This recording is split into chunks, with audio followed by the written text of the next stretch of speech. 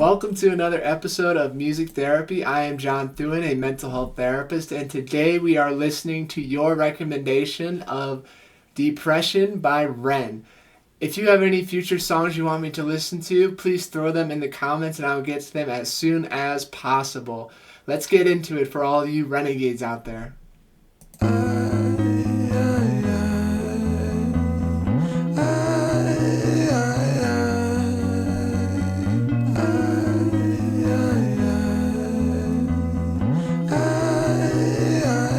I love how he has a way of recruiting us into how he's feeling with a few vocal chords like that. He is so talented, and it really sounds like he's suffering and is really sad and depressed in this moment in time, and it just transcends time and space, and it just recruits me instantly into feeling sad and sharing that space with him.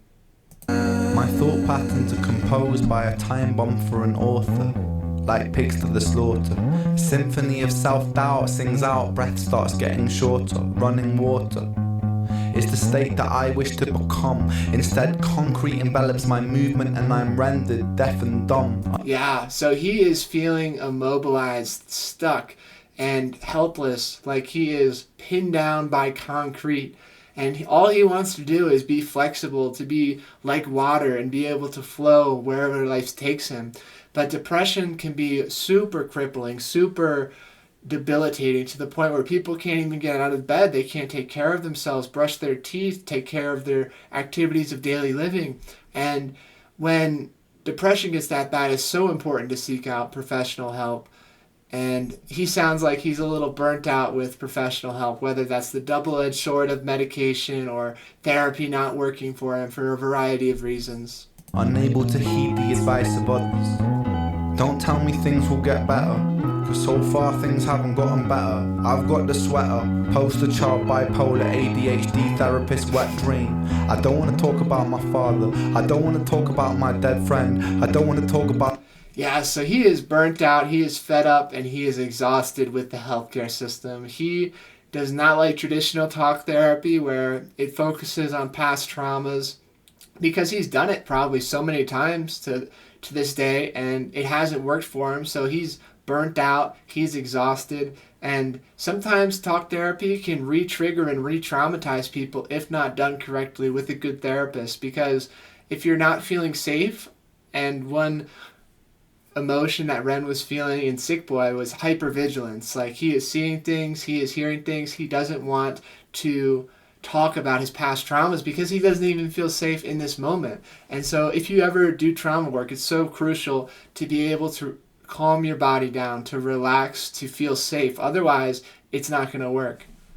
Let's go back a little bit, and I just completely agree. Sometimes talking about yourself isn't the answer, but sometimes it is. This wet dream. I don't want to talk about my father, I don't want to talk about my dead friend, I don't want to talk about myself. I'm sick of talking about myself. I'm sick of talking about myself and realizing that talking about myself never ever helps. Still, I call for help because I really want help, but the pills didn't seem... Yes, the way he says really, I really wanted help, and the healthcare system isn't providing it to him in the capacity that he needs. He is over it because it hasn't served him well. It's treated him, it's misdiagnosed him, it's labeled him things that he didn't have, and it sent him down this dark, dark hole that exacerbated his suffering. And he is making something beautiful from it. He is showing that his problems are relatable and that you are not alone in the struggles that you face right now in your life.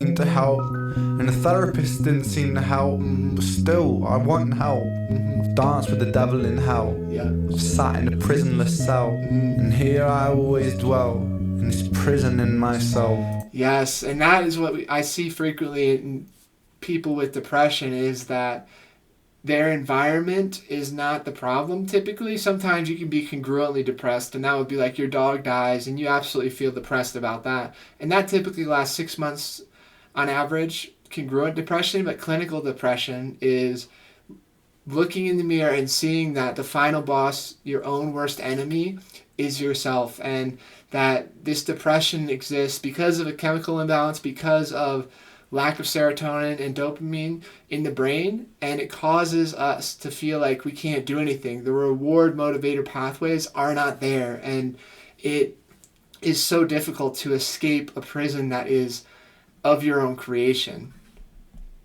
I do this thing when my mind travels back to the golden age. You know those times where you were carefree and everything was golden? The golden age. You know those times where everything was golden, where you were carefree and everything was golden? The hardest thing I ever had to do was come to terms with the fact that that time never really existed. Wow, what a mind fuck right there. That Ren has been fantasizing about his childhood, about a time previously in his life where he thought everything was perfect, that he had, the perfect life circumstances, the perfect mental health, and then he realizes it actually didn't happen. And clinically and psychologically speaking, what we can do is when we remember the good parts of something, so let's say I remember when I was a child and like 10 years old, all these great times, I change that memory by 1% every time that I remember it.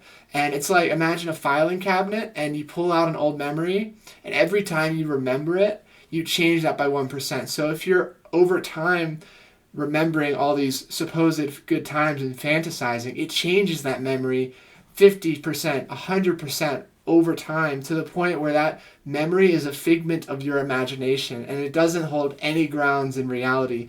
And that shows the crazy power of our human mind to be able to manipulate and gaslight itself. And good news is that you can rewire your brain from negative experiences the same way. If you write down a negative experience, over time your brain's response will change to it. And let's listen to that one more time, because that is such a key psychological point that a lot of us don't know. Everything was golden, where you were carefree and everything was golden. The hardest thing I ever had to do was come to terms with the fact that that time never really existed. I've always felt so fucking detached and broken, bruised and mismatched. Find it hard to relax, living under the cracks. Tried to fill in the gaps, lying here on my back. Still, I can't. I love that beat right there where he says detached, gaps, cracks. He is such a great artist, and the way he can change the mood of the song within seconds is so incredible. And he talks a little bit about those physical symptoms, heart racing and sweating more, and those are key for people who don't feel safe or people who feel like they're threatened, and that can worsen depression, absolutely. Let's listen to that one more time.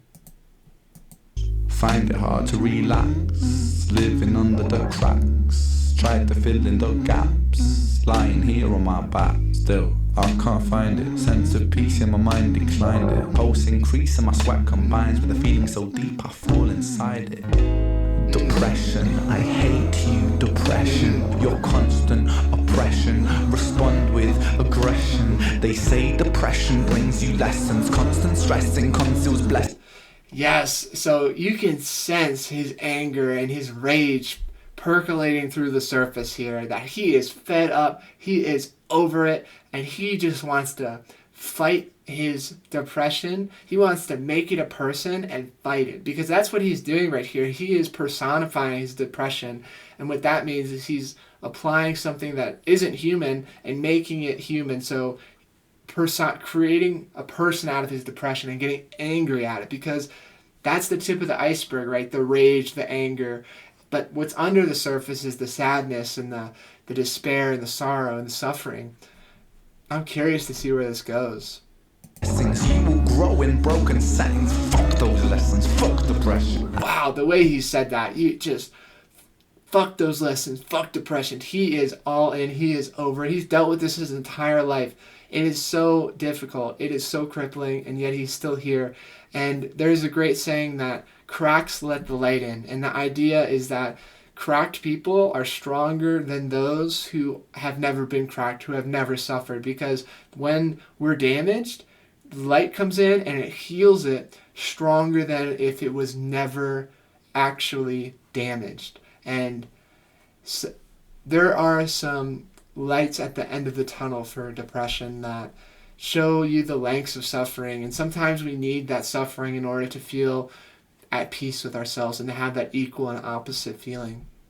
I've been living in your shadow for so long that I forgot how I can shine, how I can find a refuge in my mind, how am I meant to sit here and unwind? The planets align, I feel like I'm cursed, feel like I'm cursed to just be here to hurt, feel like I'm cursed to just be here to bleed, but my demons been feeling this way since birth. Yes, and I love how he said shadow, that he is living in the shadow of who he becomes, and that's such a beautiful image to paint for depression, because there is no light. It feels hopeless, helpless, and completely dark, and like there is no light at the end of the tunnel. And just know that when it gets really dark and when it gets like feeling like there's no hope, that sometimes the darkness can show you the light, and that it can help you get past that moment in time. And seeking help is so important, and it sounds like Ren has probably sought out a lot of help in his life, and whether or not he totally acknowledged it, I'm sure it's helped him a little bit, to be the amazing artist, the amazing person that he is today. Depression, I hate you. Depression, I hate you. Depression, I hate you.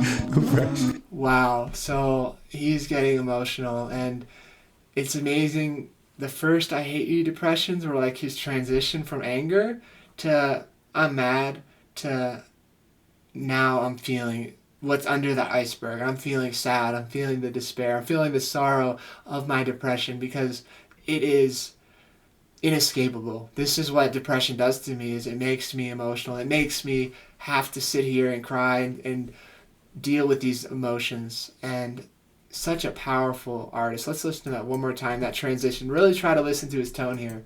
Depression, I hate you. Depression, I hate you. Depression, I hate you. Depression, I hate you. Depression, I hate you. Yeah, oh my gosh. It's so hard not to get emotional in that, because to see him making such beautiful art from his sadness and his anger, and to show how his anger and his sadness are interrelated, and how his anger is a bodyguard for his sadness, and he lets us in there on his sadness and his crying and his processing, because he's so amazingly vulnerable and transparent with all of the emotional and mental health struggles that he goes through. And this song is such a beautiful depiction of his depression, of the depression so many other people go through. And it's hard for me not to tear up listening to this video. I am absolutely awestruck by another amazing Ren video. The role that he has in mental health and his struggle and spreading awareness and making people feel like they're not alone is so incredible, and he is such an amazing artist. Thank you so much for recommending this video. I look forward to the next Ren reaction. All you renegades down here, please leave your next song recommendation. I'll get to it as soon as I can.